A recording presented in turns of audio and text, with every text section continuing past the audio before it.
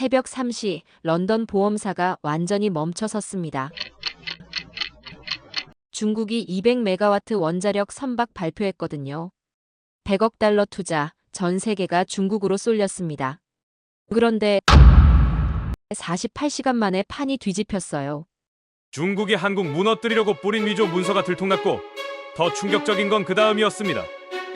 유럽 12개 보험사가 일제히 중국을 차단하고 한국 편을 들었거든요. 중국의 화려한 숫자 뒤에 숨겨진 치명적 결함, 한국이 3년간 쌓아온 결정적 증거 한 장. 결국 100억 달러는 한국으로 방향을 틀었습니다. 도대체 무슨 일이 벌어진 걸까요? 이야기 시작 전 구독과 좋아요로 응원 부탁드려요. 감사한 마음으로 더 좋은 사연 전해드리겠습니다. 새벽 3시였습니다. 런던 제 아파트에서 휴대폰이 미친 듯이 울렸어요. 한 통이 아니었습니다. 2통, 3통, 10통을 넘어 17통이 동시에 터졌어요. 저는 이사벨라 크로프트, 47살입니다. 국제해상보험 리스크 총괄로 일하고 있어요. 제 일은 간단합니다. 배가 바다에 나갈 때 보험을 설 수 있는지 판단하는 거죠. 숫자로 위험을 계산하고 돈으로 책임을 지는 사람이에요. 20년 넘게 이 일을 했습니다. 하지만 그날 새벽처럼 전화가 폭탄처럼 터진 적은 없었어요. 손이 떨렸습니다. 첫 번째 전화를 받았어요. 재보험사 담당자였습니다. 목소리가 다급했어요. 중국이 원자력 컨테이너선 발표했다는 소식 들었냐고 물었습니다. 저는 아직 몰랐어요. 잠에서 깬 지 30초밖에 안 됐거든요. 두 번째 전화는 유럽 해운사 연합이었습니다. 긴급회의 소집이라고 했어요. 세 번째는 중동선사였고 네 번째는 싱가포르였습니다. 모두 같은 말을 했어요. 시장이 뒤집혔다고요. 저는 노트북을 켰습니다. 이메일이 400통 넘게 쌓여 있었어요. 제목이 전부 비슷했습니다. 긴급, 중국 원자력선, 보험 담보 가능 여부, 24시간 내 회신 요청. 손가락이 얼어붙었습니다. 원자력 선박이요? 상업용 컨테이너선에 원자로를 싣겠다고요? 저는 첫 번째 이메일을 열었습니다. 중국이 2035년 목표로 25,000 TEU급 원자력 추진 컨테이너선 개발 계획을 발표했다는 내용이었어요. 출력 200메가와트 토륨 기반 용융염 원자로를 쓴다고 했습니다. 탄소 배출 제로, 연료 교체 주기 10년 혁명적 기술이라고 자랑했어요. 저는 식은땀이 났습니다. 원자력과 선박이라는 두 단어가 만났어요. 제 머릿속엔 재앙만 그려졌습니다. 사고 한 번이면 배상 한도가 천문학적으로 뛰어요. 기존 선박 보험은 화재나 침몰을 다룹니다. 하지만 원자력 사고는 차원이 달라요. 방사능 누출, 해양 오염, 항만 폐쇄, 피해 규모를 예측할 수 없습니다. 보험사 입장에선 악몽이에요. 저는 재보험사에 다시 전화했습니다. 상황을 정리해달라고 했어요. 담당자가 말했습니다. 중국 발표 직후 해운업계가 패닉에 빠졌다고요. 선사들이 관심을 보이고 있다고 했습니다. 탄소 규제가 강화되니까 원자력 추진이 대안처럼 보인다는 거였어요. 하지만 문제가 있다고 했습니다. 보험사들이 담보를 거부하고 있다고요. 원자력 선박 사고는 배상 한도를 설정할 수 없다는 이유였습니다. 저는 고개를 끄덕였습니다. 당연한 반응이었어요. 보험은 위험을 계산하는 사업입니다. 계산 불가능한 위험엔 돈을 걸 수 없어요. 그런데 담당자가 이상한 말을 했습니다. 해운사들이 중국이 아니라 다른 곳으로 먼저 전화를 돌리고 있다고요. 어디냐고 물었습니다. 한국이라고 했어요. 저는 어리둥절했습니다. 한국이요? 발표한 쪽은 중국인데 왜 한국으로 전화가 가죠? 담당자도 모른다고 했습니다. 그냥 시장이 그렇게 움직이고 있다고만 했어요. 저는 전화를 끊고 생각했습니다. 뭔가 이상했어요. 중국이 화려하게 발표했는데 돈은 한국으로 흐른다? 이건 숫자가 맞지 않았습니다. 저는 한국 관련 자료를 찾기 시작했어요. 검색하니 몇 가지 기사가 나왔습니다. 한국 조선사들이 중소형 원자로 선박 개발 중이라는 내용이었어요. 하지만 자세한 정보는 없었습니다. 중국처럼 화려한 발표도 없었어요. 조용했습니다. 저는 의아했어요. 조용한데 왜 전화는 한국으로 가는 걸까요? 그때 또 전화가 왔습니다. 마르코 데실바였어요. 글로벌 해운사 연합의 선대 전략 책임자였습니다. 저랑 오래 알던 사이였어요. 같이 일한 지 15년 됐습니다. 마르코가 다짜고짜 말했습니다. 이사벨라, 너희 보험사가 담보 못 서면 우리 선대가 멈춘다. 24시간 안에 답 줘. 저는 황당했어요. 24시간이요? 원자력 선박 리스크 평가를 하루 만에 하라고요? 불가능했습니다. 하지만 마르코는 들은 척도 안 했어요. 시장이 움직이고 있다고 했습니다. 중국 발표가 업계를 뒤흔들었다고요. 선사들이 탄소 규제 때문에 원자력 추진에 관심을 보인다고 했어요. 저는 반박했습니다. 관심이 문제가 아니라 안전이 문제라고요. 원자력 선박이 사고 나면 누가 책임집니까? 보험사가 배상 한도를 못 정하면 배는 못 띄웁니다. 마르코가 비웃었습니다. 너무 보수적이라고요. 기술은 발전하는데 보험사만 과거에 산다고 했어요. 저는 화가 났습니다. 과거에 사는 게 아니라 현실을 보는 거라고 했어요. 원자력은 계산 가능한 위험이 아니라고요. 마르코가 끊기 직전에 한마디 더 했습니다. 한국은 이미 움직이고 있다고요. 선급 인증도 진행 중이라고 했습니다. 너희가 안 서면 다른 보험사가 설 거라고 협박했어요. 전화가 끊겼습니다. 저는 노트북 앞에 멍하니 앉아 있었어요. 한국이 또 나왔습니다. 계속 한국이었어요. 중국이 발표했는데 왜 한국 이야기만 나오는 걸까요? 저는 과거가 떠올랐습니다. 20대 때 일이었어요. 저희 가족은 작은 해운업을 했습니다. 아버지가 운영하던 회사였어요. 동아시아 항만과 거래했습니다. 어느 날 서류 문제가 생겼어요. 인허가가 꼬였습니다. 현지 규정이 불투명했고 처리 과정도 느렸어요. 결국 계약이 파기됐습니다. 저희 회사는 파산했어요. 아버지는 그 충격으로 돌아가셨습니다. 저는 그때 배웠어요. 아시아는 규정이 느슨하고 현장은 불투명하다고요. 서류상으론 괜찮아 보여도 실제론 엉망이라고 믿게 됐습니다. 그래서 저는 선진국 시스템만 신뢰했어요. 유럽, 미국 이런 곳들이요. 규정이 명확하고 투명하니까요. 아시아는 믿지 않았습니다. 특히 원자력 같은 위험한 분야에선 더더욱 안 믿었어요. 한국도 마찬가지였습니다. 한국이요? 저는 한국을 잘 몰랐어요. K-팝이나 드라마는 들어봤습니다. 하지만 원자력이나 조선 규정은 다른 문제예요. 저는 한국이 그런 걸 제대로 할 수 있을지 의심스러웠습니다. 아시아 국가잖아요. 규정이 느슨할 거라고 생각했어요. 하지만 시장은 한국으로 움직이고 있었습니다. 뭔가 제가 모르는 게 있는 것 같았어요. 저는 더 조사하기로 했습니다. 한국 조선사 자료를 찾았어요. HD 현대, 삼성중공업, 한화오션 이름들이 나왔습니다. 중소형 원자로 컨테이너선 개발 중이라는 기사도 봤어요. 하지만 구체적인 정보는 없었습니다. 중국처럼 화려한 숫자도 없었어요. 25,000 TEU도 아니고 200메가와트도 아니었습니다. 그냥 조용히 개발 중이라고만 나와 있었어요. 저는 실망했습니다. 역시 한국은 중국을 따라가지 못하는구나 싶었어요. 하지만 이상한 점이 있었습니다. 해운사들이 왜 한국으로 전화를 거는 걸까요? 중국이 더 화려한데 말이에요.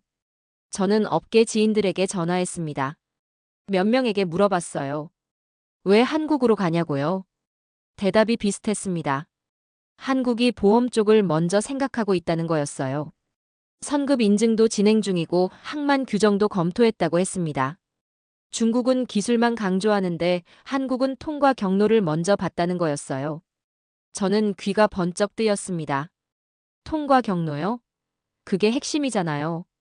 아무리 기술이 좋아도 보험 안 서고 선급 인증 안 나면 배는 못 띄웁니다. 항만이 안 받아주면 정박도 못해요. 한국이 그걸 먼저 생각했다고요? 저는 믿기지 않았습니다. 아시아 국가가 그렇게 치밀할까요? 새벽 5시가 됐습니다. 저는 커피를 한 잔 더 마셨어요. 잠은 포기했습니다. 머릿속이 복잡했어요. 중국 발표, 한국 움직임, 보험 담보 문제, 마르코 압박, 전부 얽혀 있었습니다. 저는 결정을 내려야 했어요. 24시간 안에요. 하지만 뭘 결정해야 할까요? 아직 정보가 부족했습니다. 저는 메일을 하나 더 열었어요. 한국 조선사에서 온 거였습니다. 발신자 이름은 윤서준이었어요. 한빛오션테크 원자력선 안전 인증 PM이라고 적혀 있었습니다. 내용은 간단했어요. 보험 담보 조건 관련 협의 요청이라고 했습니다. 저는 코웃음 쳤습니다. 협의 요청이요? 한국이 저한테 뭘 보여줄 수 있을까요? 하지만 호기심이 생겼어요. 어떻게 접근하는지 보고 싶었습니다.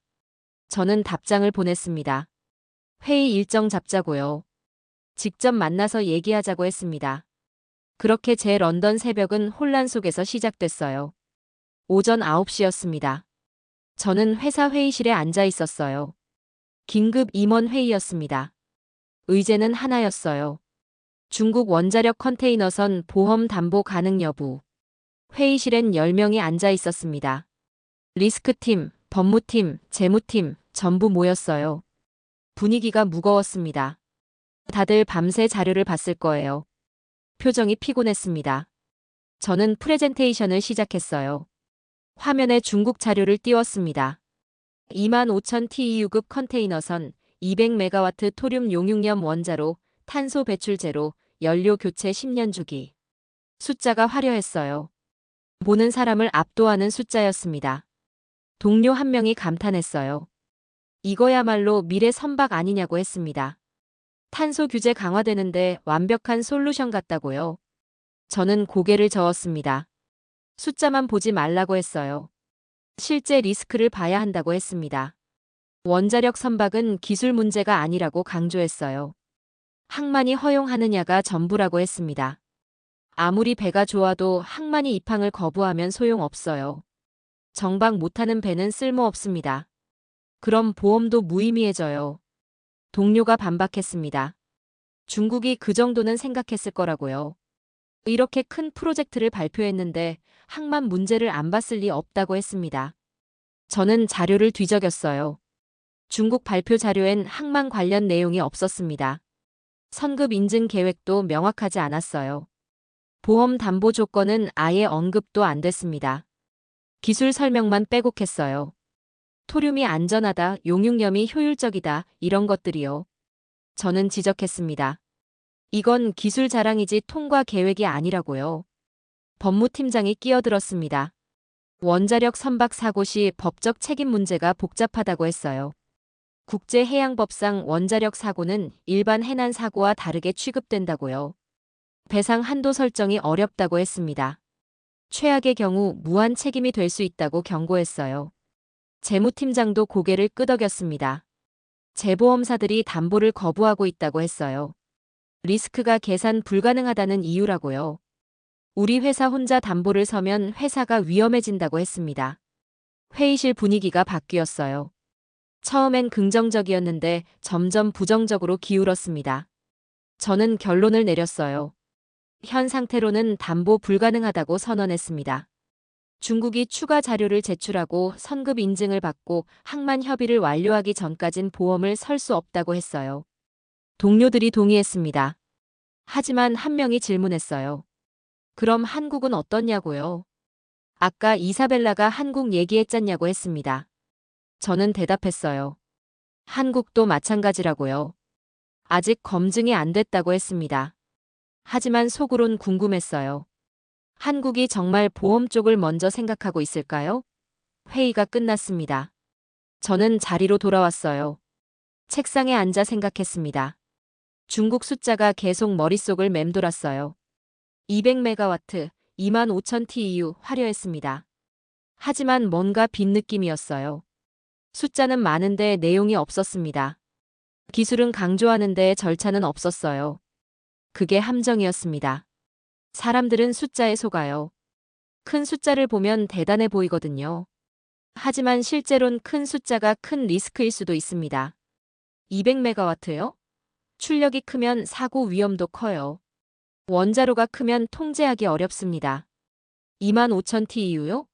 배가 크면 사고 시 피해 규모도 커져요. 저는 숫자 뒤에 숨은 위험을 봤습니다. 중국이 그걸 계산했을까요? 저는 의심스러웠어요. 전화벨이 울렸습니다. 마르코였어요. 또 압박하려는 것 같았습니다. 저는 받지 않았어요. 지금은 마르코 말을 들을 시간이 아니었습니다. 저는 제 보험사에 전화했어요. 중국 프로젝트 담보 가능성을 물었습니다. 담당자가 단호하게 말했어요. 불가능하다고요. 실증 데이터가 없고 인증 경로가 불명확하다고 했습니다. 항만 협의도 안 됐다고요. 이 상태론 한 푼도 못 건다고 잘라 말했습니다. 저는 예상했던 답변이었어요. 역시 그렇구나 싶었습니다. 그런데 담당자가 이상한 말을 했어요. 한국 쪽은 다르다고요. 한국은 실증 경로를 먼저 설계했다고 했습니다. 선급 인증도 진행 중이고 항만 협의도 시작했다고요. 보험사 입장에선 한국이 훨씬 접근하기 쉽다고 했습니다. 저는 놀랐어요. 정말이냐고 물었습니다. 담당자가 자료를 보내줬어요. 한국 조선사들이 제출한 문서였습니다. 선급 기본 인증 AIP 획득, 안전 설계 검토, 항만별 입항 시뮬레이션, 보험 담보 조건 협의안. 항목이 빼곡했어요. 중국과 완전히 달랐습니다. 중국은 기술 자랑만 했는데 한국은 절차를 보여줬어요. 저는 자료를 자세히 봤습니다. 한국이 접근법이 달랐어요. 큰 숫자로 압도하지 않았습니다. 대신 통과 가능한 경로를 제시했어요. 한국 원자로 출력은 50에서 70메가와트급이었습니다. 중국의 3분의 1밖에 안 됐어요. 배 크기도 1만 5천 TEU급으로 작았습니다. 하지만 그게 전략이었어요. 작으면 리스크도 작아집니다. 통제하기 쉬워요. 사고 시 피해 규모도 제한적이에요. 보험사 입장에선 계산 가능한 위험이었습니다. 저는 고개를 끄덕였어요. 영리한 접근이었습니다. 큰 배를 급하게 만드는 것보다 작은 배를 확실하게 만드는 게 나을 수도 있어요. 특히 원자력처럼 위험한 분야에선요. 하지만 저는 여전히 의심스러웠습니다. 한국이 정말 이걸 해낼 수 있을까요? 서류상으론 그럴싸해 보여도 실제론 다를 수 있어요. 저는 과거 경험이 있었으니까요. 아시아에서 서류와 현장이 달랐던 기억이요. 저는 마르코 전화를 다시 받았습니다. 마르코가 다급하게 말했어요. 이사벨라 결정 내렸냐고 물었습니다. 우리 선사는 원자력 추진선 도입을 검토 중이라고 했어요. 중국이든 한국이든 빨리 결정해달라고 압박했습니다. 저는 냉정하게 대답했어요. 중국은 현재로선 담보 불가능하다고 했습니다. 실증 경로가 없다고요. 한국은 검토 중이라고 했어요.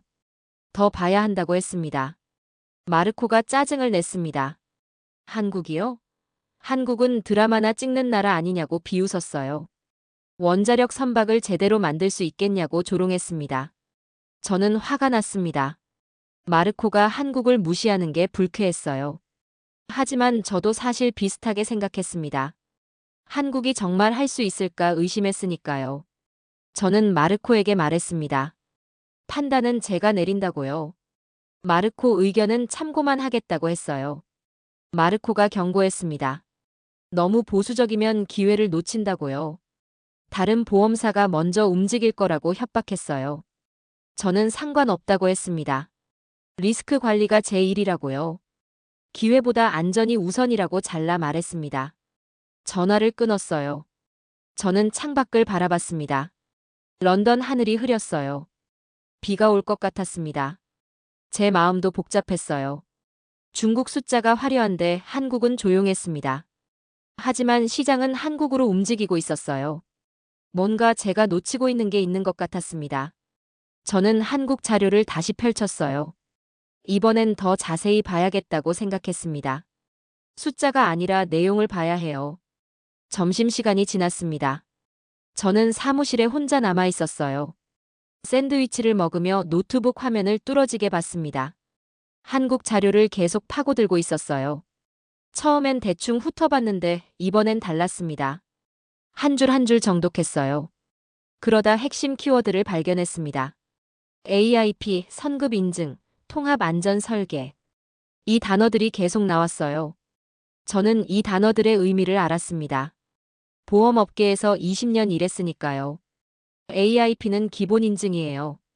선급협회가 설계 단계에서 주는 승인입니다. 본격적인 건조 전에 받는 거죠. 이게 있으면 기술적으로 검증됐다는 뜻이에요. 한국이 이미 이걸 받았다고요? 저는 놀랐습니다. 중국은 아직 AIP도 없었어요. 발표만 화려하게 했지 실제 인증은 안 받았습니다. 한국은 조용했지만 이미 첫 관문을 통과했어요. 저는 더 파고들었습니다. 선급 인증 절차 관련 문서가 있었어요. 한국이 미국 선급협회, 영국 로이드, 노르웨이 DNV, 여러 선급협회와 협의 중이었습니다. 각 협회별 요구사항을 정리해뒀더군요. 미국은 뭘 원하고 영국은 뭘 보고 노르웨이는 어떤 기준을 쓰는지 전부 정리돼 있었어요. 이건 단순한 기술 개발이 아니었습니다. 국제 규정 통과 전략이었어요. 저는 감탄했습니다. 한국이 숙제를 제대로 했더군요. 하지만 여전히 의심은 남았어요. 서류상으론 완벽해 보여도 실제론 다를 수 있으니까요. 저는 통계 자료를 찾기 시작했습니다. 업계 전망 보고서를 몇 개 다운로드했어요. 2050년까지 원자력 추진 선박 시장 규모, 탄소 중립 목표 달성을 위한 대안 기술, 이런 제목들이었습니다. 보고서를 읽다 보니 공통된 결론이 나왔어요. 원자력 추진선은 기술적으론 가능하지만 규제가 관건이라는 거였습니다. 항만 규정, 선급 인증, 보험 담보, 이 세 가지가 핵심 장벽이라고 했어요. 기술 개발보다 이 장벽을 넘는 게 더 어렵다고 강조했습니다. 저는 고개를 끄덕였어요. 맞는 말이었습니다. 아무리 좋은 배를 만들어도 항만이 안 받아주면 끝이에요. 선급 인증 없으면 국제 항해 못합니다. 보험 없으면 출항 자체가 불가능해요. 그럼 중국과 한국 중 누가 이 장벽을 넘을 수 있을까요? 저는 비교표를 만들기 시작했습니다. 엑셀 시트를 열었어요. 왼쪽엔 중국, 오른쪽엔 한국을 놓고 항목별로 체크했습니다. 첫 번째 항목, 선급 기본 인증. 중국은 없음, 한국은 획득 완료. 두 번째 항목, 항만 협의. 중국은 불명확, 한국은 진행 중. 세 번째 항목, 보험 담보 조건. 중국은 미제출, 한국은 협의안 제출. 네 번째 항목, 안전 검증 데이터. 중국은 부족, 한국은 시뮬레이션 완료. 표를 채우다 보니 명확해졌어요. 중국은 발표는 화려한데 내용이 빈약했습니다. 한국은 발표는 조용한데 내용이 탄탄했어요. 저는 놀랐습니다. 제 예상과 반대였거든요. 저는 한국에 대한 편견이 있었습니다. 아시아 국가는 서류만 그럴싸하게 꾸민다고 생각했어요. 실제론 엉망일 거라고 믿었습니다. 하지만 한국 자료를 보니 달랐어요. 꾸민 게 아니라 실제로 준비했더군요. 선급협회와 협의한 흔적이 있었고 항만별 입항 조건을 분석한 문서도 있었습니다. 보험사 요구사항을 미리 정리해 둔 것도 인상적이었어요. 이건 쇼가 아니었습니다. 진짜 통과하려는 계획이었어요. 그때 메일 알림이 떴습니다. 윤서준에게서 온 거였어요. 회의 일정 확정됐다는 내용이었습니다. 다음 주 화요일 오전 10시 런던 사무실에서 만나자고 했어요. 저는 답장을 보냈습니다. 알겠다고요. 기대하겠다고 썼습니다. 사실 기대보단 의심이 더 컸어요. 그날 오후 재보험사 회의가 있었습니다. 화상회의였어요. 유럽 주요 재보험사 담당자들이 모였습니다. 의제는 원자력 선박 담보 정책이었어요. 각 사가 입장을 발표했습니다. 독일 재보험사는 담보 불가 입장이었어요. 리스크가 너무 크다는 이유였습니다. 프랑스도 마찬가지였어요. 현 단계에선 불가능하다고 했습니다. 스위스는 조건부 가능 입장이었어요. 실증 데이터와 선급 인증이 완료되면 검토하겠다고 했습니다. 저는 귀를 기울였어요. 조건부라는 게 중요했습니다. 완전 거부는 아니라는 뜻이니까요. 회의 막바지에 누군가 한국 얘기를 꺼냈습니다. 한국 프로젝트는 어떻게 보느냐고 물었어요. 스위스 담당자가 대답했습니다. 한국은 접근법이 다르다고 했어요. 기술 자랑보다 규정 통과에 집중한다고요. 보험사 입장에선 그게 훨씬 신뢰가 간다고 했습니다. 독일 담당자도 동의했어요. 한국이 AIP를 이미 받았다는 게 긍정적이라고 했습니다. 중국은 아직 시작도 안 했는데 말이죠. 프랑스 담당자는 신중했어요. 한국도 검증이 필요하다고 했습니다. 하지만 중국보단 훨씬 현실적이라고 인정했어요. 저는 회의 내용을 정리했습니다. 재보험사들이 한국 쪽으로 기우는 게 느껴졌어요. 중국은 화려하지만 신뢰가 없었습니다. 한국은 조용하지만 신뢰가 쌓이고 있었어요. 저는 복잡한 심정이었습니다. 제 편견이 흔들리기 시작했거든요. 회의가 끝나고 저는 자리로 돌아왔습니다. 책상에 앉아 생각했어요. 돈은 신뢰를 따라 움직입니다. 보험업계에서 제일 중요한 건 신뢰예요. 숫자가 크다고 신뢰가 생기는 게 아닙니다. 증명이 쌓여야 신뢰가 생겨요. 중국은 증명 없이 숫자만 던졌습니다. 한국은 조용히 증명을 쌓고 있었어요. 그래서 전화가 한국으로 가는 거였습니다. 저는 이제 이해했어요. 시장이 바보가 아니에요. 화려한 발표에 속지 않습니다. 실제로 통과할 수 있는 곳을 찾아요. 그게 한국이었던 겁니다. 저는 한국 메일을 다시 열었습니다. 윤서준이 보낸 거요. 메일 마지막 문장이 눈에 들어왔어요. 저희는 원자력선을 말하기 전에 보험이 받아들이는 구조부터 설계했습니다. 이 한 문장이 전부를 설명했습니다. 중국은 원자력선부터 말했어요. 기술을 자랑했습니다. 하지만 보험을 생각 안 했어요. 한국은 반대였습니다. 보험부터 생각했어요. 보험이 받아들여야 배가 뜬다는 걸 알았던 겁니다. 이게 차이였어요. 누가 더 현실을 아느냐의 차이였습니다. 저는 감탄했습니다. 한국이 영리했어요. 하지만 여전히 확신은 없었습니다. 서류와 현장이 다를 수 있으니까요. 저는 직접 봐야겠다고 생각했어요.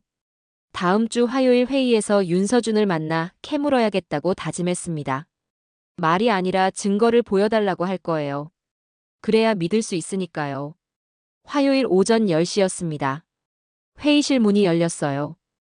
윤서준이 들어왔습니다. 50대 초반으로 보였어요. 키가 크고 말수가 적어 보였습니다. 정장 차림이었지만 화려하지 않았어요. 검은색 양복에 흰 셔츠, 단정했습니다. 손엔 서류 가방 하나만 들고 있었어요. 저는 일어나 악수했습니다. 윤서준이 간단히 인사했어요. 만나서 반갑다고 했습니다. 목소리가 낮고 차분했어요. 저는 자리를 권했습니다. 앉으라고요. 윤서준이 앉았어요. 서류 가방을 열었습니다. 두꺼운 파일을 꺼냈어요. 저는 그걸 쳐다봤습니다. 또 서류인가 싶었어요. 윤서준이 파일을 제 앞에 놓았습니다. 한국원자력 추진선 보험 담보 협의안이라고 적혀 있었어요. 저는 파일을 펼쳤습니다. 목차부터 봤어요. 선급 인증 현황, 안전 설계 검증, 항만별 입항 조건, 사고 시나리오 분석, 보험 담보 조건 제안. 항목이 체계적이었습니다. 저는 첫 장을 넘겼어요. 선급 기본 인증 문서가 나왔습니다. 미국 선급협회 발행 AIP였어요. 진짜였습니다. 날짜는 작년 12월이었어요. 1년 전에 받은 거였습니다. 저는 놀랐어요. 벌써 1년 전이요? 그럼 한국이 이미 오래전부터 준비했다는 뜻이잖아요. 윤서준이 설명하기 시작했습니다. 한국은 3년 전부터 이 프로젝트를 시작했다고 했어요. 조용히 준비했다고요. 언론 발표도 최소화했다고 했습니다. 대신 실무에 집중했다고요. 선급협회, 항만공사, 보험사 전부 사전에 협의했다고 했어요. 저는 윤서준을 쳐다봤습니다. 사전 협의요? 그게 정석이긴 해요. 하지만 손이 많이 갑니다. 시간도 오래 걸려요. 중국처럼 화려하게 발표하고 나중에 처리하는 게 빠른 방법이에요. 한국은 왜 느린 방법을 택했을까요? 윤서준이 제 생각을 읽은 듯 말했습니다. 빠른 게 아니라 확실한 게 중요하다고요. 발표는 쉽지만 통과는 어렵다고 했어요. 한국은 통과를 목표로 했다고 강조했습니다. 저는 고개를 끄덕였어요.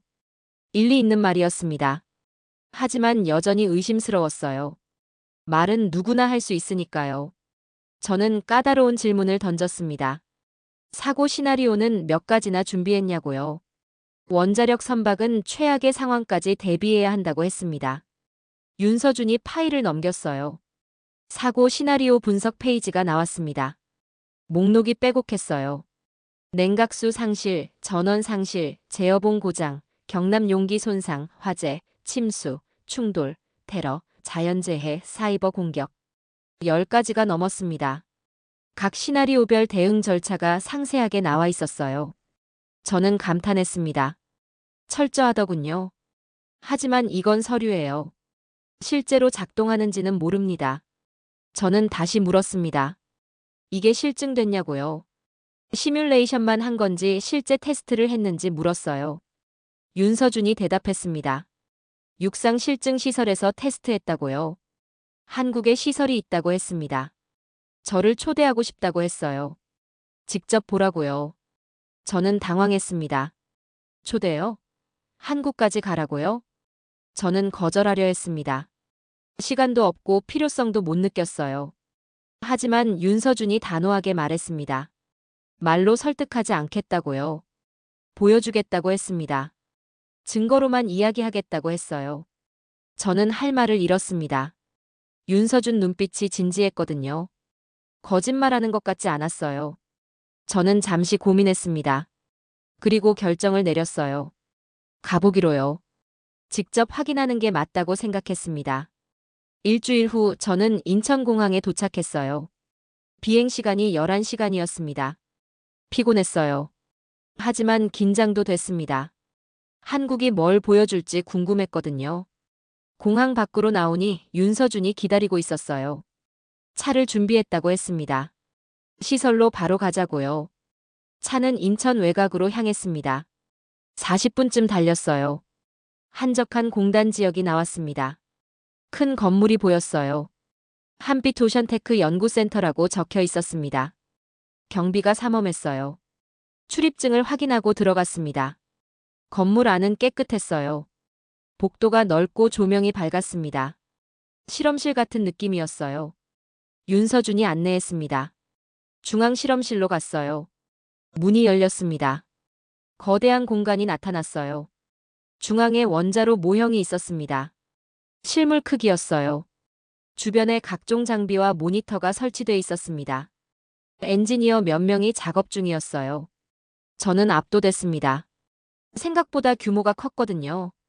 윤서준이 설명하기 시작했습니다.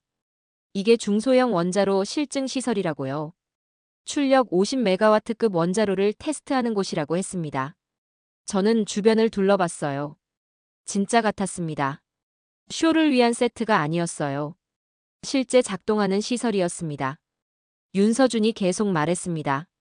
한국은 기술 자랑이 목표가 아니라고 했어요. 통과가 목표라고 강조했습니다. 그래서 가장 까다로운 부분부터 먼저 검증했다고요. 사고 시나리오요. 최악의 상황을 먼저 테스트했다고 했습니다. 저는 귀를 기울였어요. 엔지니어가 다가왔습니다.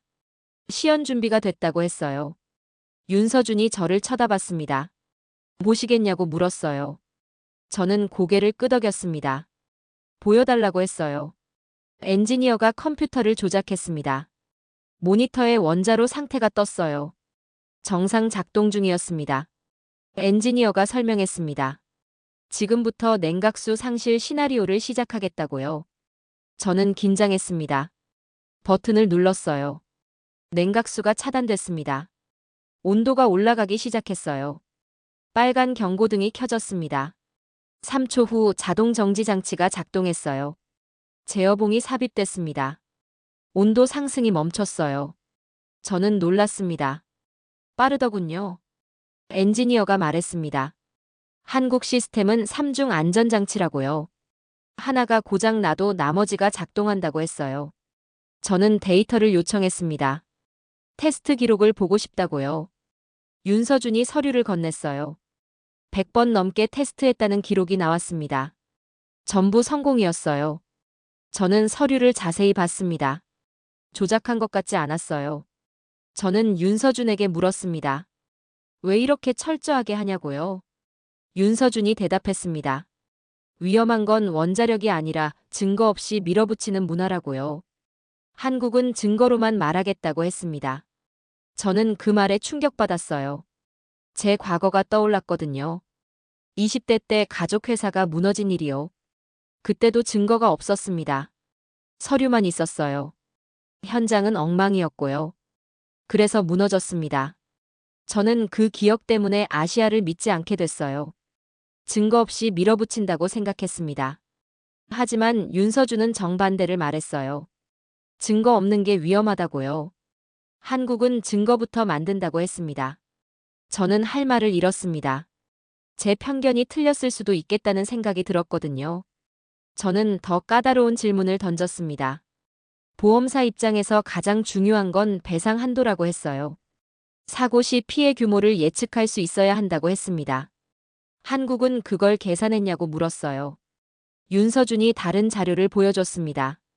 사고 영향 범위 시뮬레이션이었어요. 최악의 경우에도 피해가 선체 외부 100m 이내로 제한된다는 계산이 나와 있었습니다. 항만 시설엔 영향 없다고 했어요. 저는 숫자를 확인했습니다. 계산 과정도 봤어요. 틀린 데가 없었습니다. 한국이 보험사 언어를 쓰고 있었어요. 배상 한도를 계산 가능하게 만든 겁니다. 이게 핵심이었어요. 보험사가 원하는 건 바로 이거거든요. 저는 감탄했습니다. 한국이 숙제를 제대로 했더군요. 하지만 그때 한국 내부 사람이 다가왔습니다. 회사 임원 같았어요. 윤서준에게 뭔가 속삭였습니다. 저는 들렸어요. 보험사가 겁먹으면 끝이라는 말이었습니다. 프로젝트가 무너질 수 있다고요. 저는 그 말에 뭔가 깨달았습니다. 한국도 두려워하고 있었어요. 자신만만한 척하지만 실제론 불안했습니다. 보험사 승인이 나야 프로젝트가 산다는 걸 알고 있었어요. 그래서 이렇게 철저하게 준비한 거였습니다. 저는 묘한 감정이 들었어요. 한국이 애걸하는 게 아니었습니다. 규정으로 밀어붙이는 거였어요. 증거를 쌓아서 보험사가 거부 못하게 만드는 전략이었습니다. 이게 굴욕이었어요. 제가 한국을 깔봤는데 한국이 저보다 한 수 위였던 겁니다. 런던으로 돌아왔습니다. 인천 출장에서 돌아온 지 이틀째였어요. 저는 보고서를 작성하고 있었습니다. 한국 실사 결과를 정리하는 거였어요. 키보드를 두드리는데 전화벨이 울렸습니다. 마르코였어요. 저는 받았습니다. 마르코가 급하게 말했어요. 이사벨라, 중국 쪽에서 제안이 왔다고요. 보험료를 반값으로 맞춰준다고 했습니다. 저는 어이가 없었어요. 반값이요? 원자력 선박 보험료를 반으로 깎아준다고요? 말이 안 됐습니다. 보험료는 리스크에 비례해요. 위험하면 비싸지고 안전하면 싸집니다. 원자력 선박은 위험해요. 보험료가 비쌀 수밖에 없습니다. 그런데 반값이요?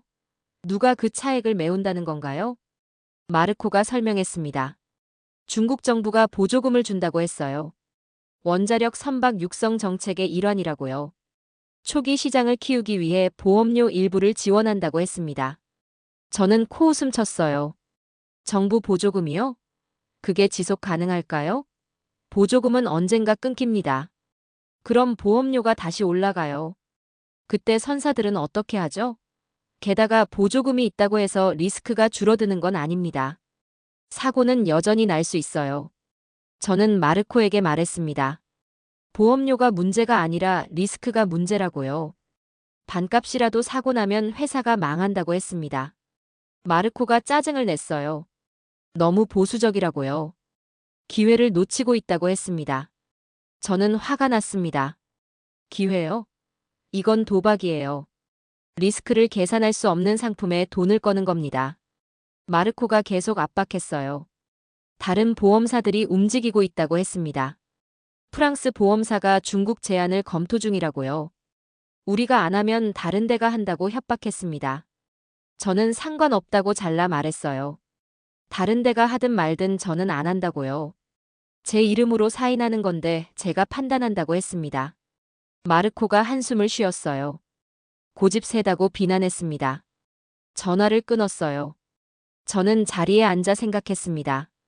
중국이 보험료를 반값으로 제시했다는 건 뭘 의미할까요? 급하다는 뜻이에요. 시장을 빨리 선점하고 싶은 겁니다. 그래서 돈으로 유혹하는 거죠. 하지만 저는 속지 않았습니다. 보험료가 싸다고 좋은 게 아니에요. 리스크가 낮아야 좋은 겁니다. 중국은 리스크를 낮추지 못했어요. 대신 가격을 낮췄습니다. 이건 속임수예요. 저는 보고서 작성으로 돌아갔습니다. 한국 실사 결과를 정리하고 있었어요. 긍정적인 내용이 많았습니다. 선급 인증 진행 중, 안전 검증 완료, 사고 시나리오 대비, 보험 담보 조건 협의 가능.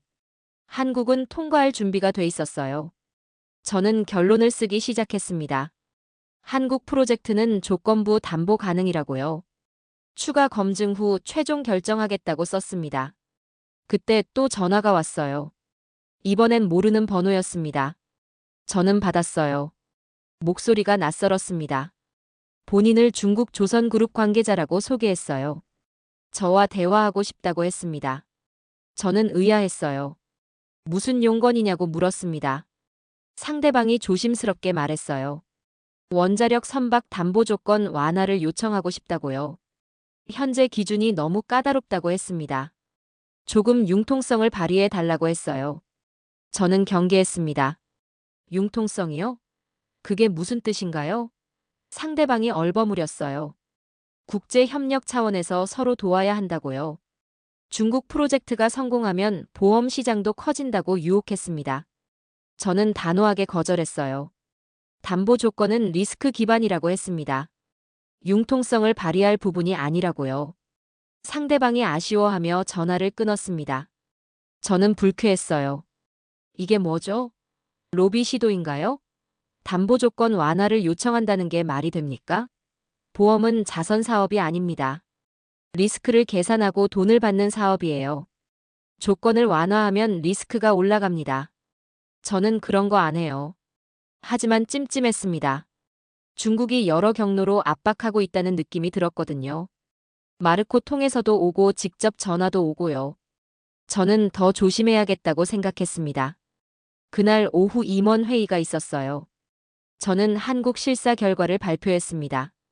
긍정적인 평가를 내렸어요. 한국은 준비가 잘 돼 있다고 했습니다. 조건부 담보 가능하다고 결론 냈어요. 임원들이 질문했습니다. 중국은 어떻냐고요?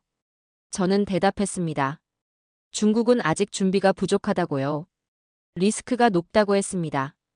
한 임원이 반박했어요.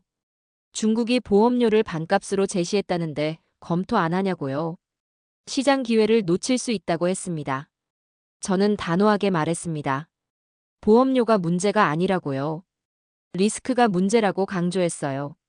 반값이라도 사고 나면 회사가 감당 못한다고 했습니다. 다른 임원이 제 편을 들었어요. 이사벨라 말이 맞다고요. 리스크 관리가 우선이라고 했습니다. 회의 분위기가 제 쪽으로 기울었어요. 결국 제 의견이 통과됐습니다. 한국 프로젝트 조건부 진행, 중국 프로젝트 추가 검토 보류. 저는 안도했어요. 제대로 된 결정이었습니다. 회의가 끝나고 저는 자리로 돌아왔어요. 마르코에게서 문자가 와 있었습니다. 내용을 보고 저는 얼어붙었어요. 마르코가 썼습니다. 이사벨라, 너 때문에 우리 회사가 기회를 놓치고 있어. 나는 더 이상 참을 수 없어. 다른 보험사를 알아볼 거야. 저는 배신감을 느꼈습니다. 15년 같이 일한 동료가 이러는 거예요? 저는 전화를 걸었습니다. 마르코가 받았어요. 저는 따졌습니다. 무슨 뜻이냐고요? 마르코가 차갑게 말했습니다. 있는 그대로라고요.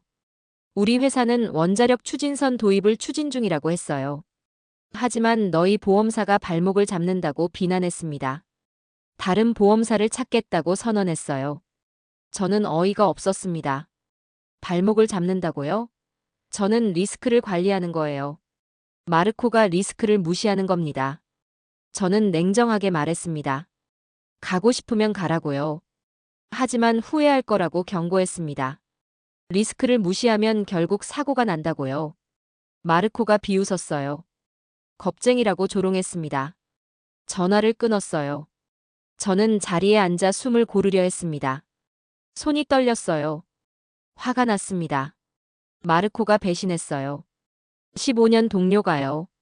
하지만 저는 후회하지 않았습니다. 제가 옳다고 믿었으니까요. 리스크 관리는 타협할 부분이 아닙니다. 오늘 제가 사인하면 사고 났을 때 제 이름으로 세계가 불타요. 저는 그럴 순 없었습니다. 저는 다시 한국 자료를 펼쳤습니다. 윤서준에게 전화해야겠다고 생각했어요. 한국 프로젝트를 진행하겠다고 통보해야 했습니다. 그게 제 결정이었어요. 윤서준에게 전화했습니다. 한국 프로젝트 진행 의사를 밝혔어요. 조건부 담보 가능하다고 통보했습니다. 윤서준이 감사하다고 말했어요. 하지만 저는 조건을 붙였습니다. 추가 실사가 필요하다고 했어요. 48시간 집중 실사를 하겠다고 선언했습니다. 모든 걸 다시 확인하겠다고요. 윤서준이 동의했어요. 언제든 오라고 했습니다. 준비하겠다고 했어요. 일주일 후 저는 다시 인천에 있었습니다. 이번엔 제 팀원 2명을 데려왔어요. 리스크 분석 전문가와 법무 담당자였습니다. 우리는 한빛오션테크 연구센터에 도착했어요. 윤서준이 맞이했습니다. 회의실로 안내했어요. 테이블 위에 서류가 산더미처럼 쌓여 있었습니다. 윤서준이 말했습니다. 48시간 실사 패키지를 준비했다고요.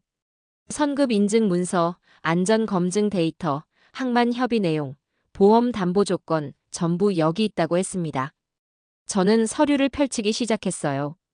팀원들도 각자 맡은 부분을 봤습니다. 저는 보험 담보 조건부터 확인했어요. 한국이 제안한 조건이 상세하게 나와 있었습니다. 배상 한도, 면책 조항, 보험료 산정 기준 전부 명확했어요. 보험사 언어로 쓰여 있었습니다. 이건 엔지니어가 쓴 게 아니에요. 보험 전문가가 검토한 거였습니다. 저는 감탄했어요. 한국이 숙제를 제대로 했더군요. 리스크 전문가가 선급 인증 문서를 검토했습니다. 미국 선급협회 AIP가 진짜인지 확인했어요. 발급 번호를 조회했습니다. 진짜였어요. 법무 담당자가 항만 협의 내용을 봤습니다. 주요 항만과 사전 협의한 기록이 있었어요. 로테르담, 싱가포르, 부산, 도쿄 여러 항만이 포함됐습니다. 각 항만별로 입항 조건이 정리돼 있었어요. 법무 담당자가 저를 불렀습니다. 이거 보라고요.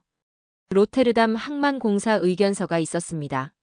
한국 원자력 추진선은 안전 기준을 충족하면 입항 허용 가능하다는 내용이었어요. 조건부였지만 긍정적이었습니다. 저는 놀랐어요. 로테르담이요? 유럽 최대 항만이에요. 거기서 긍정 의견을 받았다는 게 큽니다. 저는 윤서준을 쳐다봤습니다. 어떻게 받았냐고 물었어요. 윤서준이 대답했습니다. 3년간 협의했다고요. 항만 운영사 입장에서 계산했다고 했습니다.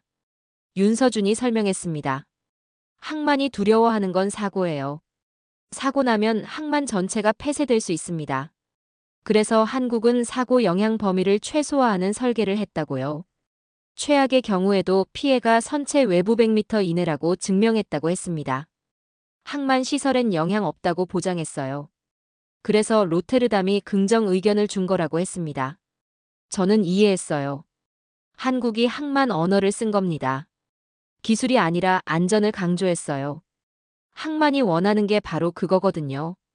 저는 다른 서류를 봤습니다. 싱가포르도 비슷한 의견을 냈더군요. 부산은 당연히 긍정적이었고요. 도쿄는 신중했지만 검토 중이었습니다. 한국이 발로 뛴 흔적이 보였어요. 리스크 전문가가 안전 검증 데이터를 분석했습니다.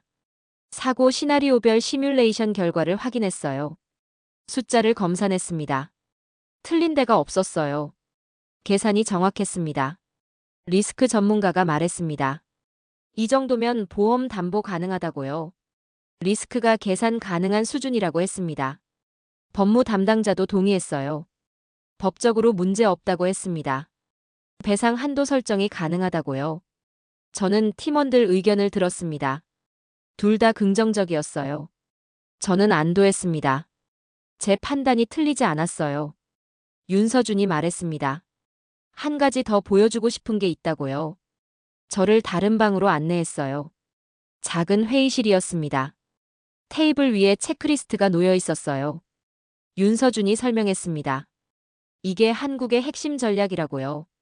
국제 규정 통과 체크리스트라고 했습니다. 선급 인증, 항만 규정, 보험 담보, 환경 규제, 안전 기준 전부 한 장에 정리했다고요. 누락이 없게 만들었다고 강조했습니다. 저는 체크리스트를 봤어요. 항목이 50개가 넘었습니다. 각 항목별로 진행 상황이 표시돼 있었어요. 완료, 진행 중, 예정, 색깔로 구분됐습니다. 대부분 완료나 진행 중이었어요. 저는 감탄했습니다. 이게 전략이구나 싶었어요. 한국은 기술 개발과 규정 통과를 동시에 진행했습니다. 기술만 개발하고 나중에 규정을 맞추는 게 아니었어요. 처음부터 규정에 맞춰 기술을 개발한 겁니다. 윤서준이 말을 이었습니다.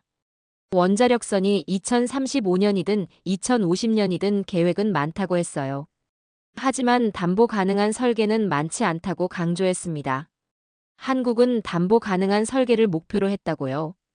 그래서 보험사를 먼저 찾아온 거라고 했습니다. 저는 그 말에 뭔가 깨달았어요. 한국이 저를 설득하려는 게 아니었습니다. 저와 협력하려는 거였어요. 보험사 없이는 배가 못 뜬다는 걸 알았던 겁니다. 그래서 보험사 관점에서 설계한 거예요. 이게 차이였습니다. 중국은 보험사를 나중에 생각했어요. 기술 먼저, 규정은 나중. 한국은 반대였습니다. 규정 먼저, 기술은 거기 맞춤. 누가 성공할까요? 답은 명확했어요. 저는 윤서준에게 고백했습니다. 처음엔 한국을 믿지 않았다고요. 아시아에 대한 편견이 있었다고 솔직히 말했어요. 과거에 가족이 아시아에서 사업하다 무너진 경험이 있다고 털어놨습니다. 그래서 아시아는 규정이 느슨하고 불투명하다고 믿었다고요. 하지만 한국을 보니 달랐다고 인정했습니다. 규정을 오히려 더 철저하게 지키더라고요. 윤서준이 조용히 말했습니다. 그래서 한국은 증거로만 말한다고요. 말로 설득하지 않겠다고 했던 이유라고 했습니다. 저는 고개를 끄덕였어요. 이해했습니다. 48시간 실사가 끝났어요. 저는 본사에 보고서를 작성했습니다. 제목이 이랬습니다. 중국의 원자력선은 프레젠테이션이다. 한국은 통과 시스템이다. 런던으로 돌아왔습니다. 보고서를 제출했어요. 임원 회의에서 발표했습니다. 한국 프로젝트 담보 승인을 건의했어요. 조건부지만 가능하다고 결론 냈습니다. 임원들이 질문했어요. 중국은 어떻게 됐냐고요? 저는 단호하게 말했습니다. 중국은 아직 준비가 안 됐다고요. 프레젠테이션만 화려하고 실체가 없다고 했습니다. 한국은 반대라고 강조했어요. 조용하지만 실체가 있다고 했습니다. 임원들이 제 의견을 받아들였어요. 한국 프로젝트 조건부 승인이 통과됐습니다. 저는 안도했어요. 제대로 된 결정이었습니다. 그날 저녁 보도자료가 나갔어요. 영국 주요 해상보험사, 한국 원자력 추진선 조건부 담보 승인. 업계의 파문이 일었습니다.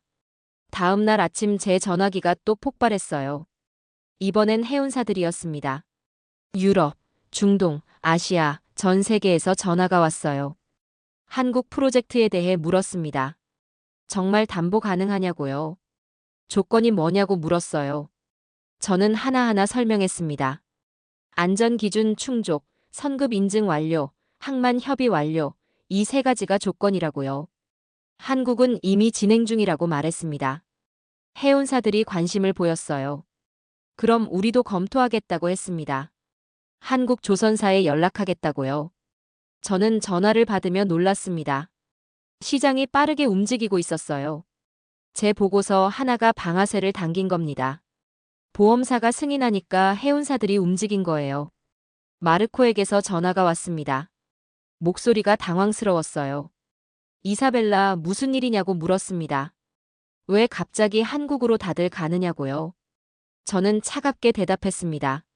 시장이 움직인 거라고요. 보험사가 승인하니까 해운사가 따라온 거라고 했습니다. 마르코가 패닉에 빠졌어요. 우리 회사는 어떻게 하느냐고 물었습니다. 중국 쪽이랑 협의 중이었는데 갑자기 분위기가 바뀌었다고요. 주주들이 한국 쪽을 검토하라고 압박한다고 했습니다. 저는 비웃었어요. 그래서 제가 경고했잖냐고요. 리스크를 무시하면 안 된다고 했다고 상기시켰습니다. 마르코가 말을 잃었어요. 저는 최후 통첩을 날렸습니다. 중국으로 가고 싶으면 가라고요. 하지만 저는 담보 못 선다고 선언했습니다. 반대로 한국으로 오면 조건부 담보 가능하다고 제안했어요. 선택은 마르코 회사가 하라고 했습니다. 마르코가 한참 침묵했어요. 그리고 굴욕적으로 말했습니다. 한국 쪽 알아보겠다고요. 저는 전화를 끊었습니다. 승리감이 들었어요. 제가 옳았습니다. 리스크 관리가 답이었어요. 그날 오후 업계 뉴스가 터졌습니다. 유럽 대형 해운사 3곳이 한국 조선사와 원자력 추진선 협의 시작. 중동 선사도 한국 방문 예정. 아시아 해운 연합도 한국과 접촉. 뉴스가 쏟아졌어요. 시장이 완전히 한국으로 기울었습니다. 중국은 조용했어요. 발표만 화려했지 실제론 아무도 안 움직였습니다. 저는 이유를 알았어요. 보험이 안 섰거든요. 보험 없이는 배를 못 띄웁니다. 아무리 기술이 좋아도 소용없어요. 한국은 보험부터 확보했습니다. 그래서 해운사들이 몰린 거예요. 저는 윤서준에게 축하 메시지를 보냈습니다. 시장이 움직이고 있다고요. 한국이 성공하고 있다고 썼습니다. 윤서준이 답장했어요. 아직 시작일 뿐이라고요. 실제 배를 만들어야 한다고 겸손하게 말했습니다. 저는 미소 지었어요. 윤서준다운 대답이었습니다. 그날 저녁 마르코가 다시 전화했어요. 이번엔 목소리가 달랐습니다. 낮아져 있었어요. 이사벨라, 미안하다고 사과했습니다. 내가 틀렸다고 인정했어요. 한국이 맞았다고 고백했습니다. 저는 대답했습니다. 사과 받아들인다고요. 하지만 다시는 리스크를 무시하지 말라고 경고했습니다. 마르코가 물었습니다. 우리 회사 한국 프로젝트 참여 가능하냐고요. 저는 조건을 제시했습니다. 안전기준 준수, 보험 조건 수용, 이 2가지를 약속하면 가능하다고 했어요. 마르코가 동의했습니다. 약속한다고요. 저는 전화를 끊었습니다. 마르코가 돌아왔어요. 배신자가 다시 돌아온 겁니다. 하지만 저는 받아줬어요. 비즈니스니까요. 감정보다 현실이 중요합니다. 며칠 후 업계 통계가 나왔습니다. 원자력 추진선 관련 문의가 전월 대비 300% 증가. 대부분 한국 조선사로 집중. 중국 쪽 문의는 오히려 감소. 숫자가 모든 걸 말해줬어요. 시장은 한국을 선택했습니다. 중국의 화려한 숫자가 아니라 한국의 탄탄한 증거를요. 저는 보고서를 업데이트했습니다. 시장 동향 분석을 추가했어요. 결론은 명확했습니다. 원자력 추진선 시장에서 한국이 선도 위치를 확보했다. 중국은 기술 발표만 했지만 한국은 시장을 움직였다. 차이는 증명이었다. 한국은 증거로 시장을 설득했다. 보험사를 먼저 확보하고 해운사를 끌어들였다. 항만을 사전에 협의하고 선급 인증을 받았다. 이게 전략이었다. 중국은 발표 전략을, 한국은 통과 전략을 썼다. 누가 이겼는가? 시장이 답했다. 한국이었다. 저는 보고서를 저장하고 창밖을 바라봤습니다. 런던 하늘이 맑았어요. 제 마음도 개운했습니다. 제대로 된 선택을 했거든요. 석 달이 지났습니다. 저는 런던 사무실에 앉아 있었어요. 책상 위에 신문이 놓여 있었습니다. 헤드라인이 눈에 들어왔어요. 한국 조선사들 원자력 추진선 수주 잇따라. 유럽 해운사 5곳과 계약 체결. 기사를 읽었습니다. 한국이 성공하고 있었어요. 시장을 장악했습니다. 저는 뿌듯했어요. 제가 도운 프로젝트였으니까요. 처음엔 의심했지만 결국 믿었습니다. 한국이 증거로 저를 설득했어요. 저는 개인 회고록을 쓰기 시작했습니다. 노트북을 열었어요. 제목은 편견을 넘어 증거가 이긴 이야기였습니다. 첫 문장을 적었어요. 나는 아시아를 두려워했다. 과거 경험이 편견을 만들었다. 아시아는 규정이 느슨하고 현장이 불투명하다고 믿었다. 하지만 한국은 달랐다고 썼습니다. 규정을 더 철저하게 지켰다. 증거를 먼저 만들었다. 말이 아니라 데이터로 설득했다. 그게 나를 바꿨다. 내가 두려워해야 했던 건 지역이 아니라 증거 없는 자신감이었다. 저는 문장을 이어갔습니다. 중국이 원자력선을 말로 던졌을 때 시장은 실제로 통과할 곳을 찾았다. 그게 한국이었다. 중국은 200메가와트를 자랑했다. 25,000 TEU를 강조했다. 숫자가 화려했다. 하지만 보험사는 움직이지 않았다. 항만도 문을 안 열었다. 선급 인증도 없었다. 말만 있고 통과가 없었다. 한국은 반대였다. 50메가와트로 작게 시작했다. 15,000 TEU로 조용했다. 하지만 보험사를 먼저 확보했다. 항만과 사전 협의했다. 선급 인증을 받았다. 통과 시스템을 만들었다. 저는 숫자를 정리했습니다. 독자들이 이해하기 쉽게요. 중국 구상 2035년 25,000 TEU급 계획. 이건 말의 숫자다. 업계 전망 2050년 원자력 추진 선박 확대. 이건 가능성의 숫자다. 한국이 보여준 것, 체크리스트, 인증, 담보. 이건 증명의 숫자다. 시장은 증명의 숫자를 선택했다. 왜냐하면 돈은 증명을 따라 움직이니까. 저는 마지막 문단을 작성했습니다. 원자력선이 바다로 나오려면 첫 번째 관문은 원자로가 아니다. 보험이다. 보험 없이는 출항 불가다. 한국은 그걸 알았다. 그래서 보험사를 먼저 찾아왔다. 중국은 몰랐다. 그래서 기술만 자랑했다. 누가 이겼는가? 세계가 위험을 계산할수록 한국이 더 먼저 전화받는 나라가 됐다. 저는 파일을 저장했습니다. 언젠가 출판할 수도 있을 거예요. 제 경험을 나누고 싶으니까요. 편견이 얼마나 위험한지 알리고 싶으니까요.